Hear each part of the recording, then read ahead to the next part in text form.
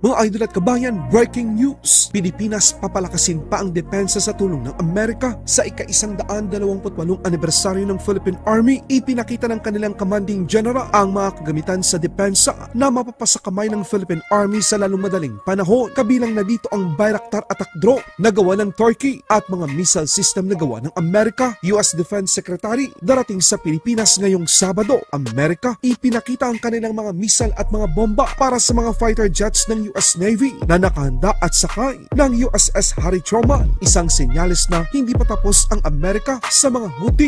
US Defense Secretary inatasan pa ang isang carrier strike group dala ang mga F-35 5th generation fighter jets na pumunta sa Middle East upang suportahan ang mga kaalyado at sundalo nito. Isang pagpapakita na hindi nagbibiro si President Trump na tapusin ang mga kalaban sa gitnang silangan. Israel wala nang paligoy-ligoy pa pag ang pinag-uusapan laban sa mga kalaban. Pinasabog nito ang gusaling pinagtataguan ng Hamas sa Gaza. Bagong barkong pandigma ng Pilipinas nakatakda ng maglayag pa uwi ng bansa. Kitang-kita na meron itong 16 na vertical launching system. Dagdag pa na pondo para sa karagdagang mga helicopter na binili sa Japan para sa Armed Forces of the Philippines. Inilabas na ng Marcos administration.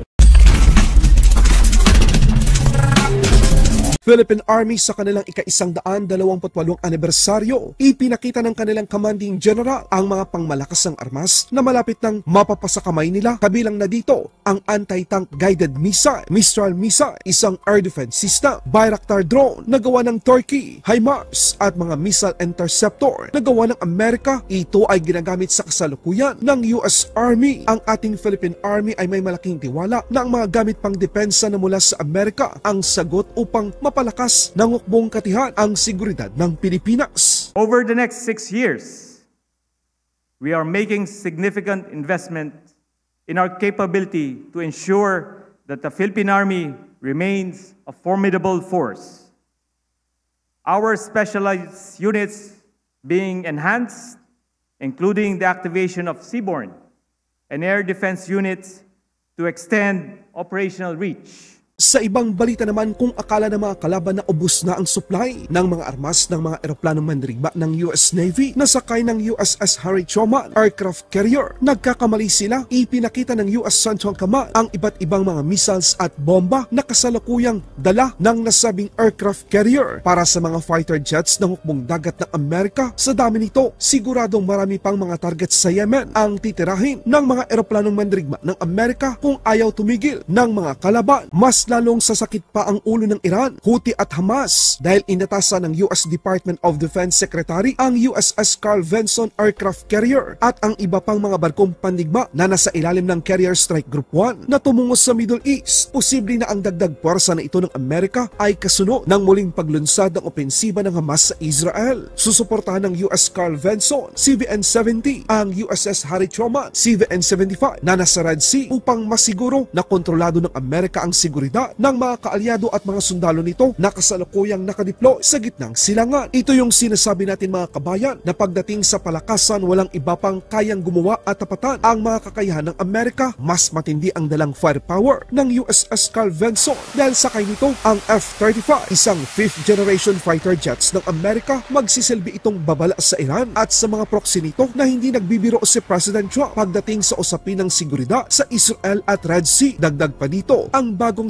Secretary of Defense ng Amerika ay nakatakdang darating sa Pilipinas ngayong Sabado. Ayon sa source, malaki ang magiging epekto ng pagbisita ng Secretary of Defense ng Amerika sa Pilipinas upang mapalakas pa at mapabuti ang seguridad ng ating bansa. Sa tulong ng Amerika, isang hunay na prioridad ng Trump administration ang kaligtasan ng Pilipinas sa sinumang mananakop na bansa. We'll talk about enhancing our bilateral and multilateral partnerships further, greater interoperability, and of course, we also have to take a look at future programs that both governments will enter. Sir, does it have something to do with the number of EDCA sites in the Philippines, at least for the positioning of the Typhoon missiles? The content, let's wait for the meeting. All I can say is that we will talk about our existing partnerships bilaterally and multilaterally and how to move it further. Balitang Israel naman tayo mga kabayan. Tuloy-tuloy naman ang opensiba ng Israel laban sa Hamas. Pinasabog ng Israel Air Force ang isang Turkish hospital sa Gaza kung saan ginagamit itong taguan ng militanteng grupo. Makikita sa video ang pagwasak nito. Matapos maglunsad ng mga rocket ng Hamas papuntang Israel, agad namang tinarget ng Israel Air Force ang lokasyon ng mga rocket launcher.